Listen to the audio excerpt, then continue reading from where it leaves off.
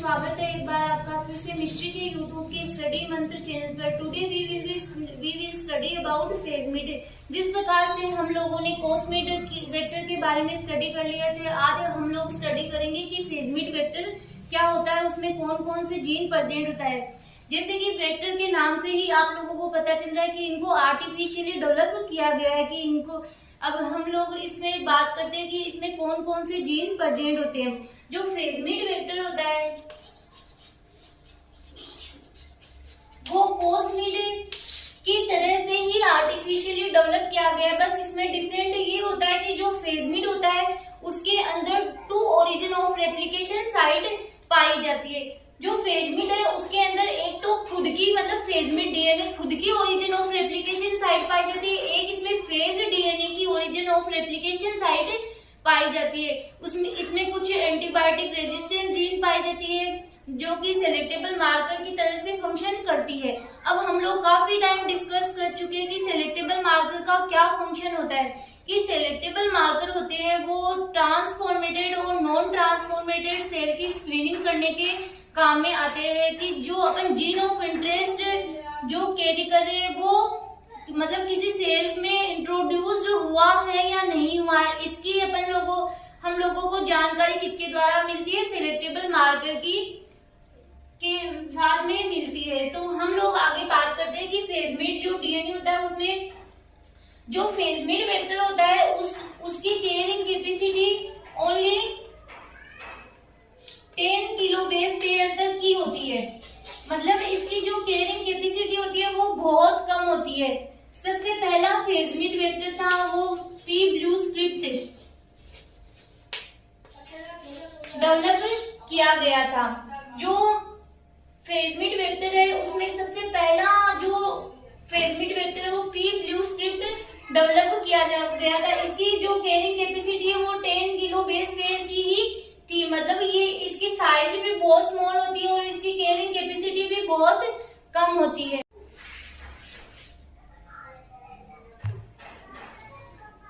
आगे हम लोग बात करते हैं कि जो फेजमिड डीएनए होता है, जो फेजमिड वेक्टर होता है उसमें कौन कौन से जीन प्रेजेंट होते हैं। ये अब हम लोग इसकी थोड़ी बहुत स्ट्रक्चर के बारे में देख लेते हैं। तो जैसा कि मैंने बताया कि इसमें क्या प्रेजेंट होता है, एम्पिसिलिन रेजिस्टेंस जीन प्रेजेंट होता है, एक सेलेक्टेबल मार्कर की तरह से वर्क करता है। एक इसमें प्रेजेंट होता है फेज जो डीएनए होती है, फेज डीएनए उसकी या तो F1 ओरिजिन ऑफ रेप्लिकेशन या फिर F13 का, मतलब इन दोनों में से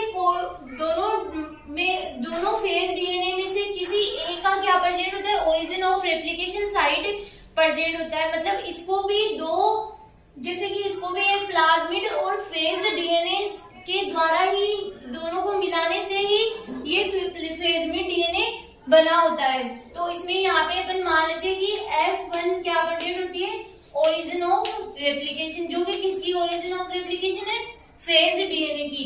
एक इसकी खुद की रेप्लिकेशन साइट प्रेजेंट होती है जिसको बोलते हैं कॉल E1। ये इस फेजमिड डीएनए की खुद की रेप्लिकेशन साइट प्रेजेंट होती है। एक इसमें लेक प्रमोटर प्रेजेंट होता है।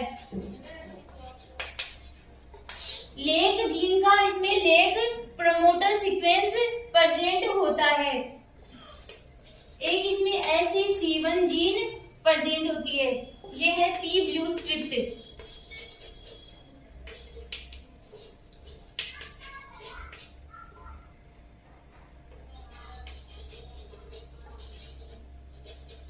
जिसकी अगर कैरिंग कैपेसिटी की अपन बात करें तो क्या होती है, 10 किलो बेस पेयर के डीएनए को ही क्लोन कर सकता है। ये ओनली मतलब इसकी कैरिंग कैपेसिटी बहुत कम होती है। जो मैंने आपको बताया वो ही हम लोग अपने लैंग्वेज के थ्रू नोट डाउन करेंगे, इसके नोट्स रेडी। तो स्टूडेंट जैसा कि मैंने आपको बताया वो ही यहाँ पे नोट डाउन किया हुआ है। Phagemid are also reconstructed phagemid plasmid vectors.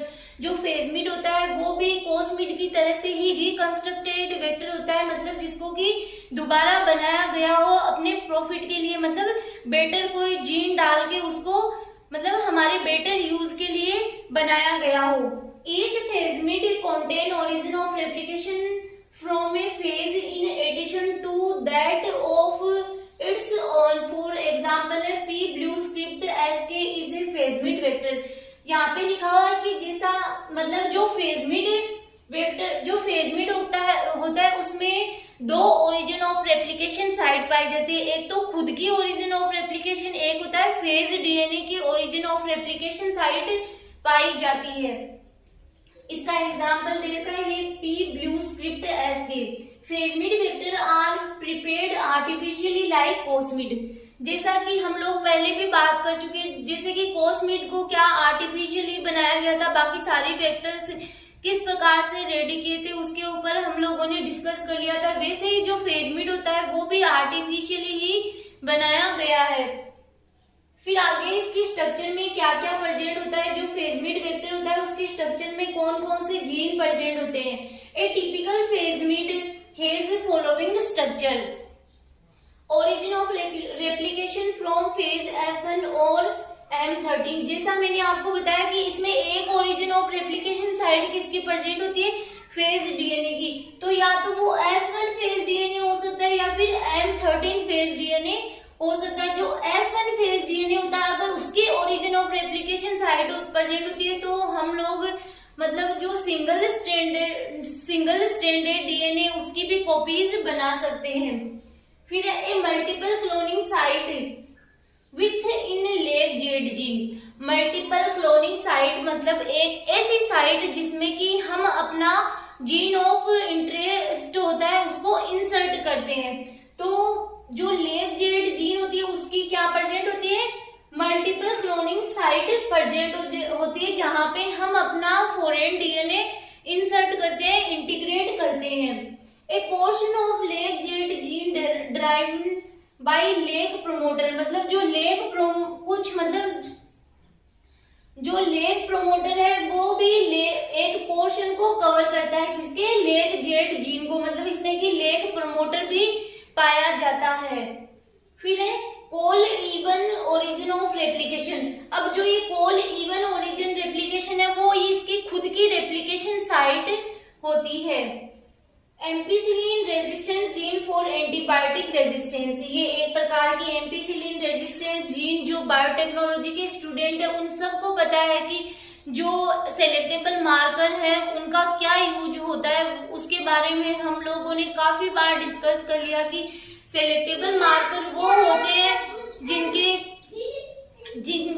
द्वारा हम ट्रांसफॉर्मेटेड और नॉन ट्रांसफॉर्मेटेड सेल का पता करते हैं कि कौन सी सेल ट्रांसफॉर्मेटेड है और कौन सी सेल नॉन ट्रांसफॉर्मेटेड है। इसके बारे में हम लोग स्टडी करते हैं। इसके बारे में हम लोगों को सेलेक्टेबल मार्कर के द्वारा ही पता चलता है, क्योंकि सेलेक्टेबल मार्कर होता है वो ट्रांसफॉर्मेटेड सेल की क्या करता है, स्क्रीनिंग करता है।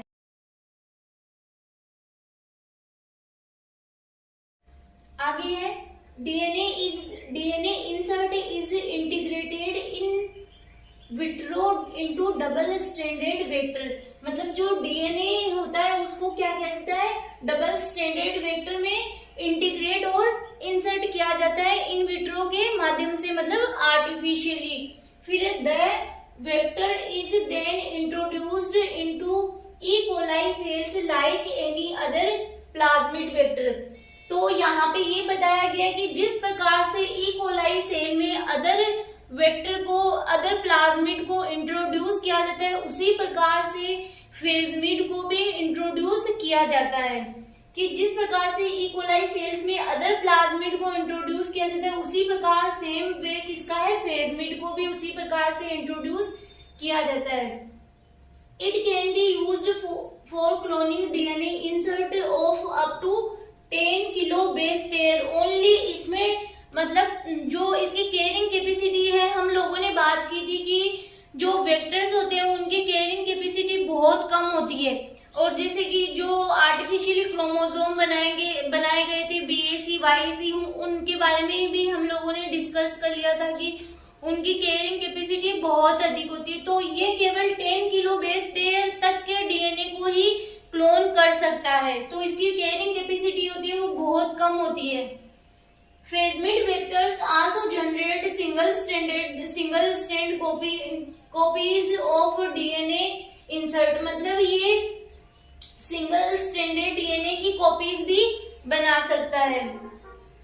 These single strand copies are used for DNA sequencing, और उन सिंगल स्ट्रैंड कॉपीज का यूज किसमें किया जाता है? डीएनए की सीक्वेंसिंग करने में किया जाता है। तो ये आपके फेजमिड वेक्टर भी कंप्लीट हो चुका है। अब इसकी स्ट्रक्चर देख लेते हैं हम लोग कि यहाँ पे कोल इवन जो इसकी खुद की replication origin of replication site होती है वो होती है एम्पिसिलिन रेजिस्टेंस, जो सिलेक्टेबल मार्कर होता है वो प्रेजेंट होता है, रेजिस्टेंस जीन प्रेजेंट होती है। F1 ओरिजिन अगर यहाँ पे है, ये किसकी है?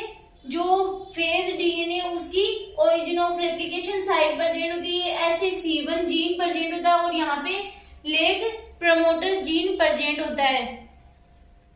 और जो ये डीएनए है ये कौन सा वेक्टर है? पी ब्लू स्क्रिप्ट के बारे में ही अपन ने चर्चा की है। तो ये है 2958 बेस पेयर का ही डीएनए होता है, मतलब बहुत छोटी साइज का ये वेक्टर होता है।